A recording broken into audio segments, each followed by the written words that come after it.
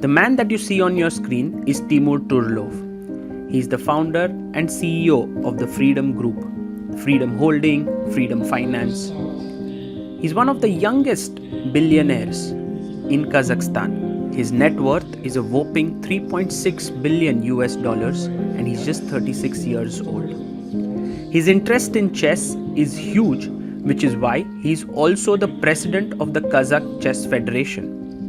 Recently, you will see that Kazakhstan has been performing brilliantly in various tournaments. Kazakh chess players are doing so well.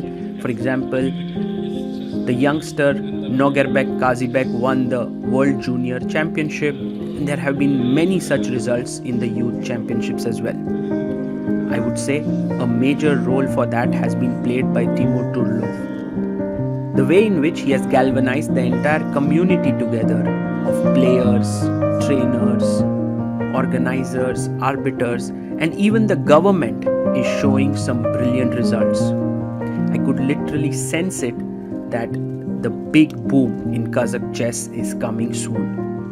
And that's the reason why I wanted to know, what is it that Timur Turlov does? What is it that he has on his mind when he's investing so much of his time and financial resources?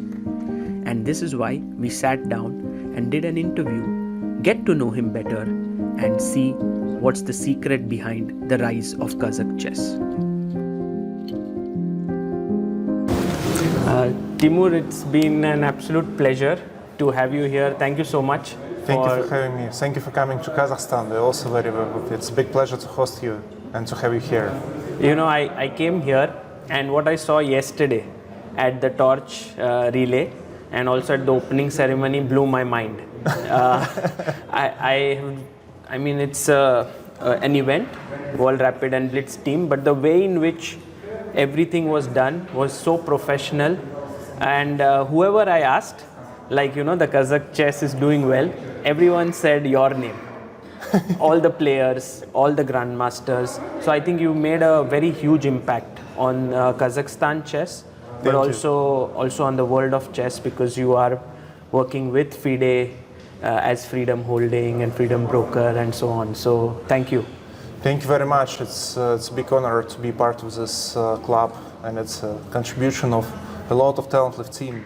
I think Kazakhstan has a great database of talents, a lot of very bright young professionals, and when we finding enough resources and enough inspiration for them, so I believe especially these human resources of our country can help us to become the richest country in our region with the best development of this human capital. That's a great thought. And also the way in which you are using chess to sort of spur that growth is very admirable. How is chess so important for you? Like, how did chess come into your life? Did you play when you were young? Unfortunately, no. I never played chess when I was young. My grandfather actually helped me to learn how to play when I was a kid. But then it was a long period when I almost never practiced. But then when my kids started to become like 5 years old, I have 6 kids. So they started to play chess at kindergarten, at school. And they started to invite me to play with them. And I remember that in the first, I think in the first months, they started to learn chess. I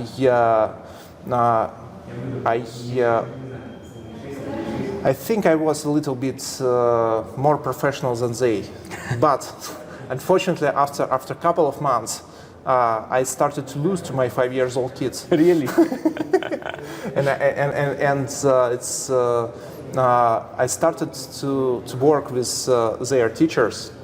I joined the team of my kids, and I started to learn chess together with my kids. I also met a very talented Kazakh coach who worked with my kids and who started to give me some lessons, some key principles, some tactics lessons. So we started to teach some famous games to solve chess puzzles, and I realized that I have so much fun doing that. That helped me definitely to much better understand myself. It's helped me much better understand how my brain is actually functioning. In what period of time I do a lot of mistakes, and what depends on my mood, what depends on my decision-making ability. And that started to help me in the business. That started to help me to make less mistakes during decision-making, during any negotiations. And I see how also it's important for my kids to keep a concentration, to train themselves, keep concentration like 30 minutes an hour, to work in tournament, in tournaments, and that's. I think that's a great sport. That's a great sport because it's a great club. When we started, when the chess became my personal passion. So of course I'm not a professional chess player, of course no. And as my many FIDE friends told me that I never have a chance to become a grandmaster in my life, but that's still my favorite game when I have a free time. That's the best socializing thing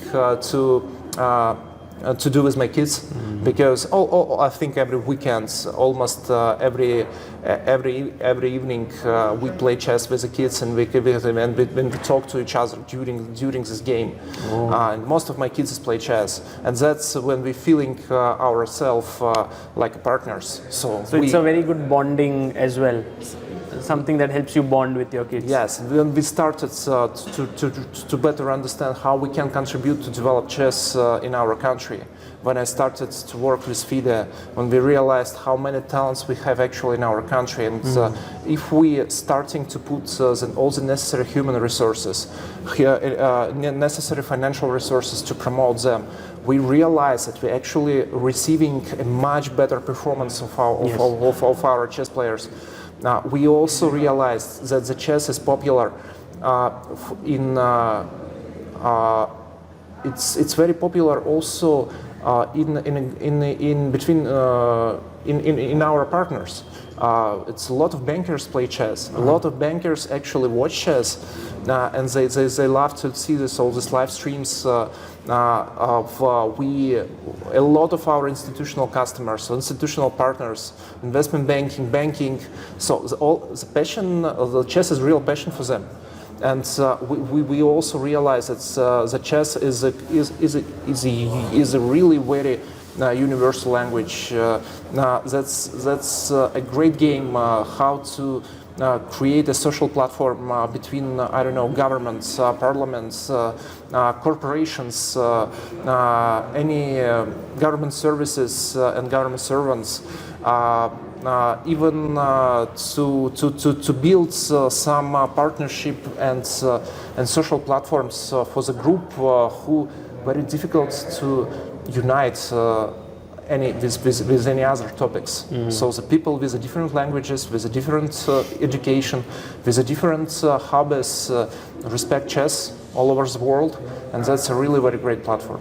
It's amazing. And it's one thing to sort of understand all of this, but another to actually invest all your financial resources, your time, energy, and you're doing it. You are. I can see that you are not only supporting talents here in Kazakhstan as the president of the Kazakhstan Chess Federation, but also you've supported so many events. You sponsored the World Championship match, World Rapid and Blitz. The return does not come in like a short period. You should have a long-term vision, right? I think that's my. I'm one of the youngest entrepreneurs in my country. It's very funny. So usually the Forbes put me as the youngest participant of the list, but I think that's my advantage. So I can actually plan for longer, for much longer than maybe the rest of my competitors in the market. And I really believe that this kind of contribution, I think my great advantage that I can try to plan and do things which will pay out in many years. But then, if you do that, consistency, year over year, in this 5-year period of time, you will be unbeatable. It's very difficult and of course, when I took responsibility on chess in my country, I realized that I should pay all my attention, I should do my job well. I should inspire people with these events. This partnership with FIDE, this close partnership to FIDE, and our participation in organizing the global events is also contributes much to our professionalism, to the standards of our organizing events, because every next event we do better and better. And that's experience which we can use not only for chess. So we actually also invest in our talents. We invest not just in our chess players, we also invest to members of our chess federation. And we see how easy it's make a difference here. Because actually the chess is not such heavily invested like football, for example. Right. But it's one of the most popular game in the world. So even in the United States, who never was much exposed to chess, now more than 20% of U.S. citizens play chess. Wow. So that's huge. So you never found that 20% of people play football, but they actually play chess. It's amazing. It's amazing. And also, I was speaking to few players yesterday. I know that you gifted a car to the world junior champion, Nogerbek, Kazibek. But also, I was speaking to some of the grandmasters yesterday, and some of them used to come to train in India. Some of them used to come to play tournaments in India. And I said, now you guys are no longer coming. They said, we are busy here now.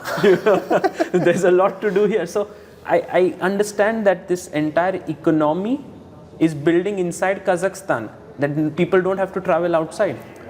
And we're still supporting a lot of travel for our chess players. But of course, when we're hosting events here, it's much easier to get a better exposure, because still the cost of even the cost of organizing events, the most cost is the travel cost. And of course, if we, it's not easy. I think except of top players, it's even not easy to travel. Even if you have enough funding, sometimes you have some visa problems. Sometimes you have you need to finish something, and of course, when we're having events, that's focusing attention of media, that's focusing attention of our policymakers, and that's even create some this chain reaction, because I know that our president has paid a lot of attention. He also loves chess. The Prime Minister came, and I think if that event will not be held here, so definitely the Prime Minister will not be involved in that. But because of our deep partnership with the government, we're now building this chess in school program. And this year, in 750 schools, it will become like a mandatory facultative lesson. So if some kids want to play chess, they will definitely have ability to play at school. If they don't want, they can do another activity. So it's not it's mandatory facultative. It's not mandatory lesson. But I believe that this year we will do 750s. Next year we will have 1,500 schools and 1,500 schools. The next year, Kazakhstan is not a big city. It's not a big country. So we have a 20 million population. Yes. It's growing. We have 7,000 schools, and we have a clear plan how to make a majority of schools to educate chess for in a primary school. And you said that you want to also share this knowledge with other countries. Yes, and we will be happy to share our experience, how to deal with the government, how to get support from them, because usually governments is really very well interested in that. And also without the strong support from our government, it will be impossible to implement this program all around schools. Even having all necessary funding in place, that's not necessary. So the government should participate, the Ministry of Education should participate. And we have such warm and such acceptance from government, so they really contribute. So we no need to spend a lot of time and a lot of efforts to demand from them. So they helping us very sincerely. I want to ask you finally, like, how do you bring everything together? Because what I see here is that you're working with everyone together into this project of chess.